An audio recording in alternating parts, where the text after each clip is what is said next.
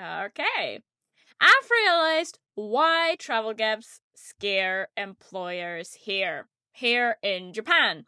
Because Japan has filters. And they're not flexible, they're not negotiable. It's a little bit rigid, let's say like that. And I've learned that actually last way in the most unromantic way possible. Because my brain was thinking or had the genius idea, you know what? Like, with your part-time job, you don't really get enough money. It's just like a little bit of pocket money. But since you're working, you also do not really have time for studying. So I said to myself, you know what? I'm gonna quit language school and I will just learn for myself. And then I get a full-time job where I have like enough money to support my lifestyle here in Tokyo. That's what I thought. And that's where I realized, oh well, this is something that's a joke. Because if you want to get a job here in Japan and you go on these job hunting sites, as a foreigner, you always get funneled into the same options, like as if there's nothing else available. And you go to the typical sites, and actually everyone is just recommending me Gaijin pod, which is translated into foreigner pod, which is also interesting. Let's say it like that. And YOLO Japan. So I created an account there and I applied for a few things. And what do you see on these websites? Yeah, English teaching. Yes. Then you see restaurant jobs. And last but not least, of course, you have service work. And honestly, obviously, there are also a few other options, but these are like the main categories like foreigners work in. Because if you really want to have like another job, you are expected to speak Japanese like if you're a native speaker. Yes. And look, I saw my options there, and what I can say, I do not want to work in a restaurant anymore. Because as I told you, like, I was working at Sushiro part-time, and the experience was, let's say, interesting. The overall vibe, I will do a separate podcast episode about this probably, but the overall vibe working in a restaurant in Japan is they have too little staff, so we're always understaffed actually. And the pay is really little for what you're doing. And then of course, honestly, every time when when a mistake occurred in our kitchen when I was working at Sushiro, they always blamed the foreigners. Where you feel like, this is hard. This is really, I don't know. I mean, of course, not every restaurant is like this, but the overall vibe, I'd say, is the same. So, understaffed, stress, and on the other side, you are replaceable. So, yeah. Anyways. So this time I thought, okay, then let's do something more serious. Let's go to a job fair. I've never been to a job fair in all my life. I didn't know what to expect. But I went to actually a very small one in Shibuya. Like, I felt like, oh, if it's in Shibuya, it will be probably huge. But no, it was not. It was also, to be honest, a fair for only women. And I found this quite nice because I felt like, oh yeah, maybe they have special jobs. But the first reality check, I arrived there and no one spoke to me.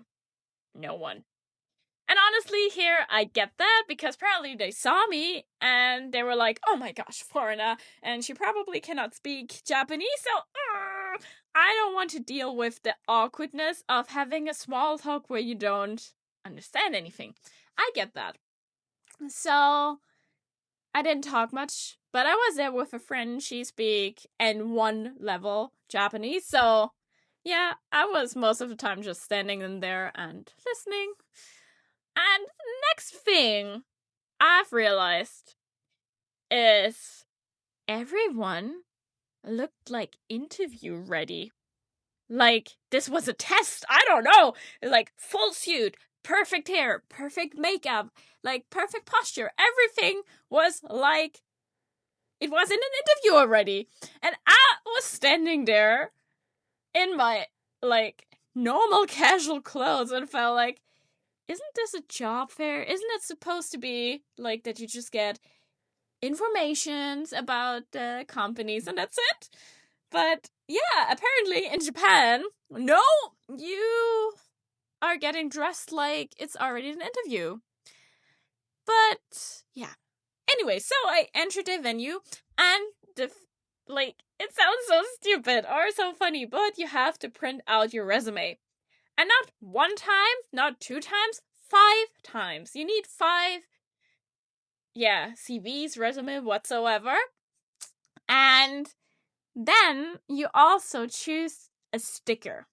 Like, it's at the entrance, and the sticker just shows you shows the other people in the fair in which kind of jobs you're interested in. I chose Senmon and engineering. And honestly, I don't really know what Senmon means. Yeah. You see, my Japanese is on point.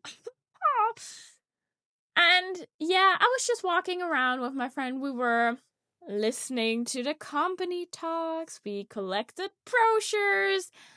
And everyone was acting like they're having the most productive day in their life. And it wasn't a fucking Saturday. I felt like, okay. I mean, it's nice that you're motivated, but also it's like, it's my Saturday. I don't want to be in like a job situation. Whatever. Maybe my mindset is a little bit too loose for Japanese standards. Anyways.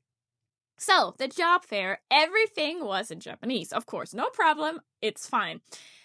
But honestly speaking, some things were just a sink of time. Like, I was sitting in one... I was not even sitting, I was standing in one talk about... I don't even know what the company was selling. I don't know, or what they're standing for. It's like a lot of sales stuff, so I'm not interested in that. Anyways, but I was sitting there for 45 minutes. Did I understand anything? No. Literally no. Did I want to leave? Yes. Did I leave? No. Because you don't just stand up and walk away without feeling like you're getting the stamp of Baka Gaijin, which means stupid foreigner. So I stayed. I suffered through this whole thing in silence, but I'm professional. I kept it very professional. And yeah, that's it. But here comes the most hilarious part, and also the good part. I don't know. So if you attend to enough talks, you get another sticker you can put on your paper, and if you have enough stickers collected, you get a gift. Yes, that was worth it. Spending, I think I was like 3 hours there. Anyways, I left with a hand sanitizer as my present. You could choose between free little stuff like a bathing bomb, but I don't have a bathtub, a hand sanitizer, and something else. And I felt like, yeah, okay, fair enough. I can eat that.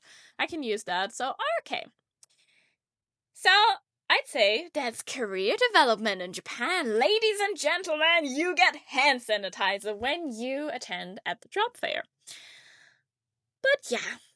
As I said, like, the job fair in general, it was like an interesting experience, but most of the jobs were basically sales roles.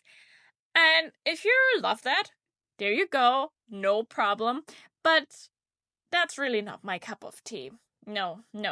And if you're not super fluent in Japanese, well, if you're not fluent in Japan with Japanese, you will have a hard time, literally. Like, a lot of companies, they want to have N2 level, and some even require N1. And if you ever took the test for JLPT 1, yeah, it's really hard. And so I'm living here in the share house, and some people were practicing for N1, and the Japanese people tried to do the test as well. And guess what happened?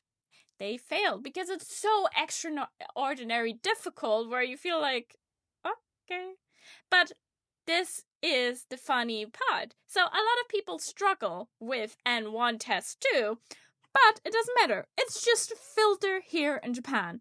And the filters here do not care about fairness. It's just about elimination, you know? You don't have N1, you don't have N2. All right, next. So, after the job fair was not really successful for me, I went back to applying to online jobs. And as I said, YOLO Japan, for example, is wild. Sometimes I wrote an application and I got rejected within 20 minutes. 20! And I felt like this is not even a rejection. It's probably just an automated email like, no, haha, good luck next time. And yeah, that's kind of frustrating, to be honest. Anyways, and then Gaijin Pod is depressing in a different way because it shows you already as well how many people applied to this position once you sent the application. And the last thing I sent was like 1,523 people applied for this job. Cool. And at that moment, you already know, like, this is not an application anymore. This will be a lottery ticket. So maybe you win, maybe you won't. But yeah, it's very, very unlikely that you get like a job interview. Anyways. So after searching for a while, I finally got one job. It was English teaching, of course, within these 3 categories, and I don't mind teaching English. But I have to admit, I didn't want the job because it was exactly what I expected. Very low salary. Maybe no visa support, and I need that because my visa runs out. And then they always ask the question as well, is it okay if you do some overtime? What is your, opinion on this? And honestly speaking, I love this question because it's just a cute little cultural moment because it's not a question. It's more like a warning? I don't know. It's like, I would compare it to do you like breathing oxygen? And of course you can say no, but it's still going to happen. And this is what I'm saying. When I ask you are you okay with overtime? It's not a polite question. It's just like, yeah, it will happen anyways, no matter what you do, deal with it. That's it. And on top of that, you have overtime and a low salary. So congratulations, dream life. So inspiring. And the funniest part about this was actually, the recruiter was really nice at the interview, but he also said yeah, the salary is so low, you probably need a second job to pay all your bills. And I felt like, yeah, this is not really tempting now because I rarely have time anyways for hobbies or whatever. So why should I work full time and then I need a side job just to live here in Tokyo? So I felt like that's difficult. That's difficult. So yeah, in the end, what I want to say, it is really hard as a foreigner in Japan to get a job if you are not fluently in Japanese. And I think it's structured to be hard. So the language level expectations are basically you need to be perfect like a native speaker. And the salaries often do not match the amount of overtime you have to do. And another thing as well, if you have not a strict, a straight CV, what I said on Tuesday as well, yeah, travel gaps can scare people here. They feel because the system expects you to be molded into a certain shape. Everything looks linear and everything is fine, no risk, everything was structured. And they basically, I mean, if you say it in one word, they want you to be predictable. And my CV, and with all my travels, is quite the opposite of predictable. So, if you're watching this and you're thinking about working in Japan, here is a real summary of job hunting. If you don't have strong Japanese, your options are very limited. And if you need visa support, your options shrink again. Yeah, not everyone provide that. And yeah, if you want a good pay with a healthy work-life balance, you really need to choose carefully. And when you have the honor to get into an interview, talk about this. Always ask about overtime in a minute or overshifts in a minute. The recruiter is like, like stuttering and not going straight to the point. Just don't accept the offer because the overtime will be there.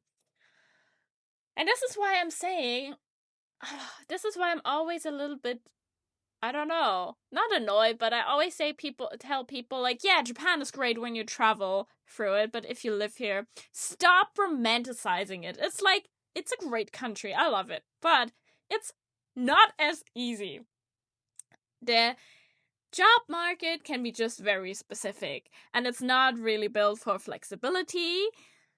But yeah, I mean, it depends on you if you're willing to sacrifice a lot. Go for it. Yay. And yeah, that was just my reality check. And yeah, I think I will search for another online job. Maybe something will happen, something not, maybe something not. Then it's time to move on. I don't know. But until then, I will use my lovely hand sanitizer, what I got from the job fair. And yeah, see you next week.